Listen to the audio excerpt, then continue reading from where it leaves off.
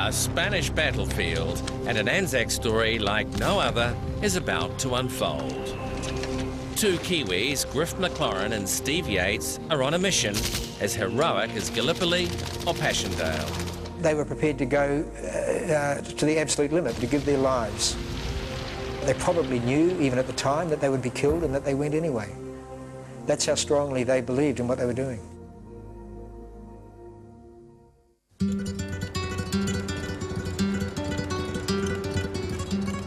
Madrid, today a proud city that holds its secrets well. But behind the beauty, the scars of civil war remain. These are bullet holes left behind from the Spanish Civil War in the 1930s. And it's not too hard to find evidence of that battle, but how many of us know the story of two New Zealanders, Griff Maclaurin and Steve Yates, who played a key role in saving the city of Madrid from the fascist forces back in 1936? Their names aren't anywhere, are they? Their names aren't anywhere, no. I think it's an oversight. At Auckland Grammar, a team photo of the school's second 15 holds one of the few remaining images of Griff Maclaurin, the year 1926. He grew up in a wealthy, respectable Auckland family. He preferred sport, playing rugby and other sports, to his studies when he was at school, but he turned Writer Mark Darby has pieced together some of Maclaurin's story. He turned out to have a gift for mathematics. His name on the Grammar Honours Board marks him out as a star pupil, a talent that would take him to Cambridge University. He was a gifted student, but he certainly didn't apply himself. He was a party guy. He was well known for dressing up and getting boozed. He was more interested, I think, in the social life and the surrounding political life of the campus than he was in his studies. He barely graduated, actually. But the gathering of war clouds in Europe would change Maclaurin's life completely. 1936, German and Italian bombers are pounding Madrid. Yeah, a useful rehearsal for World War II for them. Adolf Hitler is backing the fascist General Franco, who wants to overthrow Spain's new democracy. When he heard the news, Griff decided to act. People like his peers, they were going over to Spain. It was the thing to do at that time. People from all over Europe and elsewhere were arriving to support the cause of the Spanish Republic at that point, and he saw it as his duty to join them. With Maclaurin in the column of international volunteers was the other Kiwi, Steve Yates, a man whose life remains a mystery, a man so long forgotten, even his photo remains elusive. We know he fought in the First World War in the British Army. Apparently he was an electrician. At Madrid University, where the Kiwis dug in, they could fill in some gaps.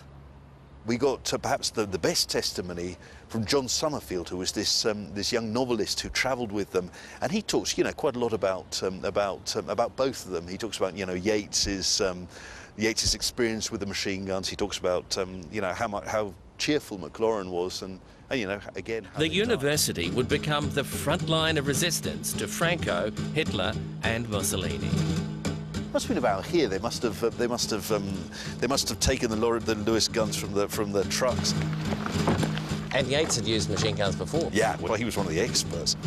There you got Yates telling people what to do, explaining all the different pieces, explaining how to clean them, how to put them together, how to use them.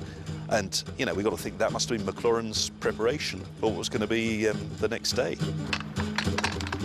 Now, happy with their weapons, the Kiwis explored their new home. We're walking in Maclaurin and Yates's footsteps here. Wow, they must have been so happy to arrive here. They've been lugging the machine guns and tired, cold. Must have been just dying to lie down. They had bunked down in the university's philosophy department. Got this really elegant long corridors with all the radiators and the lights and this incredibly sophisticated lift that they find in there. And this is for them, this is modernity. And this, Neil Binns believes, is the very room where the Kiwis set up their machine gun. So around here somewhere the machine gun went? I guess that when the Lewis guns arrived in the afternoon, they must have set one up here. They must have built up the barricade around the gun, head height, you know, to stop any sniper getting at them. Up on the roof, Dr. Juan Gonzalez shows me graphic evidence of the lethal danger the Kiwis would face. The old lift mechanism still punched with bullets. So what do Spanish people think of young men who came from places like New Zealand to fight for the Republic? I believe the arrival of these militia from all over the world had an incredible effect. These romantic international volunteers lifted the spirits of the citizens. And behind a locked door in the basement, proof of the bravery and ingenuity of these volunteers. Have a look at what we got here. These all these books that have, that are survivors, from the barricades. All of them with their bullets in. Books stacked up in the windows to stop enemy bullets. And this has obviously been in a barricade. You can see the bullet, at least one bullet's gone in here. It's called eaten into the book. And what Bernard Knox, who was with the New Zealanders on that, the night of the 8th when they made the barricade up on the 4th floor, he said they discovered very quickly that a bullet can get to page 350. This is a book. I think it's what have we got here? 400 and something. You said the bullet hasn't quite got through, but this is, so this is good enough. This works in a barricade. This will stop the bullet coming. Of course, the irony of a philosopher's book stopping a fascist bullet would not have been lost on the brigade, would it? That wouldn't be lost on them. And remember, of course, that Maclaurin had his bookstore in Cambridge. He was someone who was educated in Auckland University in Cambridge. He was someone who loved his books, and here he was using those books to protect himself, to protect the International Brigaders from fascism. The irony wasn't lost on General Franco either. Later, fascists would murder the librarian who gave the brigade those books. But the Kiwis' stay in this building would be tragically brief. The brigade had a mission in mind. They needed their best men. Next up, for the first time, details of the Kiwis' final hours and how they helped change the course of history. The two New Zealanders, Maclaurin and Yates, getting stuck over there, protecting their comrades.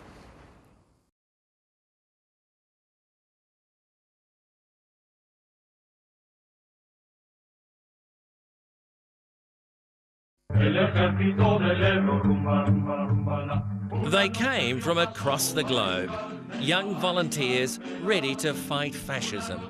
And in the Casa de Campo, a wood outside Madrid, the International Brigade made its stand. In that same wood today, a Spanish historian is searching for the spot where two New Zealanders died for democracy. Well, I think they died in this part of the Casa de Campo. Seba Montero's clue, a photo of the Kiwis' own battalion in the same wood. The pine trees are very similar in the picture, are very similar to the pine trees we are now standing. Yates and Maclaurin had only been in Madrid for one night when they got the orders to head for the woods. On the 9th, they were needed urgently. Specialist machine gunners were needed. So Yates, of course, was a specialist machine gunner, was taken, and Paul Maclaurin, who'd had such limited experience back at school with machine guns, he was taken as well. This bridge marked the edge of Madrid and the path to victory for General Franco's rebel army. And I got a feeling that's when Maclaurin and Yates and the machine gunners were called upon to try and drive them back. And they managed to drive them back. But the Kiwis continued on across the bridge, deep into enemy territory held by Franco's feared Moroccan forces. These Arab troops flown in from North Africa by the Germans. They didn't speak Spanish, a lot of them, and they were notoriously ruthless. They didn't take prisoners, they knifed them. They knifed the wounded. They were very, very feared troops indeed. The Kiwis were on a crucial mission, one the pair would never return from. And it was only back in Auckland that we found the full story on their final fate. I've got some stuff that'll surprise you, I hope. Really? Yeah. The man with this fresh evidence, researcher and author Mark Darby. The scene, Auckland University's Maclaurin Chapel, built by Maclaurin's uncle, industrialist Sir William Goodfellow. We asked Mark to help us uncover what really happened to Maclaurin and Yeats beyond that bridge, and the answer came back from Scotland. Amazing material that is what hasn't been published anywhere as far as I'm aware. It's the memoir of a fellow volunteer, David Mackenzie. What does he have to say about Maclaurin? He says that he had a splendid capacity for distracting our minds from the more unpleasant realities of life, from the small, kind, ever-laughing face. It would have been difficult to identify him as a military hero, but such he proved to be. That proof came when the pair crossed the bridge into enemy territory. Their target, a massive building called the White House on the far side of the wood. The fascists held it and were massing their troops for an attack. A mixed battalion of the International Column attacked them while they were still waiting. Maclaurin, with Steve Yeats, took their Lewis gun along the right-hand side of the wood. They had no one to carry their ammunition, and Maclaurin carried it all, and his rifle as well. He was wounded almost immediately. Though mortally wounded, Maclaurin charged ahead through the wood to kill his attacker. It was at the far end of the wood that his body was found, dead beneath a tree, with the Moorish sniper he had shot down beside him. Maclaurin's bravery in taking out the sniper would have left the way open for Yeats to reach his objective. Yeats continued alone with the machine gun and the ammunition. He was the first to reach the gate at the end of the wood, giving covering fire as our men passed through it. When he was wounded, he put himself up against a tree and continued to fire his gun, firing from the hip at the Moors around the house, and he was found standing there days later, so riddled with machine gun bullets that his body fell apart when they tried to pick it up. That's heroism, isn't it? Yeah. These are both guys who died extraordinarily bravely, under orders, doing what they were, what they were asked to do, to hold the line, for their mates, and they both died in the attempt. That's right. The interesting thing is that he was in Griff Maclaurin still has cousins in his old suburb of Remuera in Auckland. Cam Maclaurin, a retired surgeon, says Griff's death was a tragic mystery. I don't know how much the family knew. I rather doubt whether they knew very much at all. And we were now able to clear some of it up. It certainly fills out just exactly what happened to a degree that is quite remarkable all these years later. Have we remembered them well enough? Oh, I think the short answer to that is no. All those people who fought to try and help stem Franco's advance in Spain ought to be remembered as much as in the later battles of World War II. And the actions that they did were pretty decisive, possibly critical in actually holding off Franco's assault. With his first chance lost, it took Franco more than 2 years to take Madrid. Had it not been for what Maclaurin did, and others like him, but the kind of stand that he and Yeats did, holding back Franco's troops, then the Civil War would have been over in a matter of weeks.